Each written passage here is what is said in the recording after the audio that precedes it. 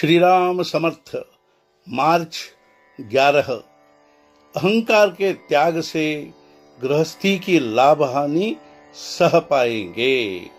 गृहस्थी परमेश्वर की प्राप्ति में कभी बाधा नहीं हो सकती। यह तो हम जानते हैं कि गृहस्थी में हमारा कई लोगों से विविध कारणों के कारण संपर्क आता है। माता पिता, पत्नी, बच्चे, भाई बहन, अन्य नातेदार, मित्र, इतरे जन, इन सभी का उत्तम उपयोग करना चाहेंगे तो इन सभी से व्यवहार करते समय हम अपने सभी कर्म हरिस्मरण के धागे में पिरोने चाहिए। फलतः सबसे स्नेहमय संपर्क बना रहेगा। गृहस्थी सुखकारक होगी, कम से कम पीड़ादायक तो होगी ही नहीं। इन सभी से हमारा संबंध अभिमान, अहंकार के कारण ही बिगड़ता है। अहंकार केवल धनवानों को ही होता है ऐसी बात नहीं, गरीब भी अहंकारी होते हैं। पुराणों में हमने पढ़ा है कि जब हिरण्यकश्यपु को भगवान ने पलथी में लेकर उसका पेट फाड़ना शुरू किया तो अभिमान के कारण उसका हाथ तलवार की ओर बढ़ा। साक्षात परमेश्वर सामने होते हुए भी उसने हाथ जोड़कर प्रणाम नहीं किया। अभिमान का कितना नशा होता है। गरीब लोग भी इस अभिमान के बहुत शिकार होते हैं। एक बार एक भिखारी किसी के द्वार के पास पहुंचकर भीख मांगने लगा। तब वह आदमी भिखारी से कहने लगा, अरे तुम्हें कुछ समझदारी है या नहीं? कुछ समय का तो ख्याल करो, समय असमय आते हो।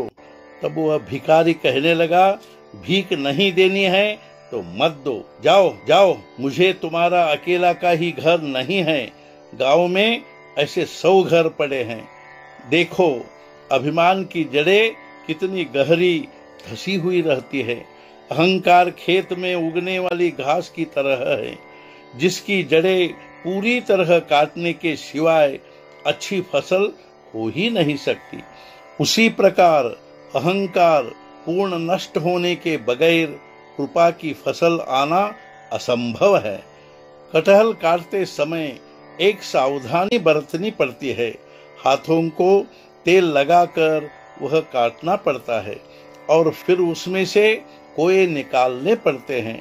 यदि तेल लगाएंगे तो हाथों को चेप नहीं लगता और कोए शीघ्र बाहर निकलते हैं। उसी प्रकार नामस्मरण करके गृहस्थी में व्यवहार किया तो अभिमान या विषय वासना का चेप नहीं लगता और परमेश्वर की कृपा के कोए जल्दी मिलते हैं। यदि यह अहंकार, यह देहाभिमान मिटाया तो गृहस्थी की लाभ हानि आसानी से हंसते हंसते सह पाएंगे। छोटे बच्चे वर्षा ऋतु में कागज की छोटी छोटी नावें बनाकर प्रवाह में छोड़ते हैं। उन छोटी छोटी नावों में से यदि कोई नाव बहने लगी तो हंसते हैं और डूब गई तब भी हंसते हैं। उसी प्रकार गृहस्थी का सुख दुख हंसते हंसते सहना चाहिए और यह सब नामस्मरण से ही सध सकता है। आज का मुख्य विचार, नामस्मरण का मतलब है तुम हो मैं नहीं हूँ की स्थिति। सद्गुरुनाथ महाराज की जय। जय जय रघुवीर समर्थ।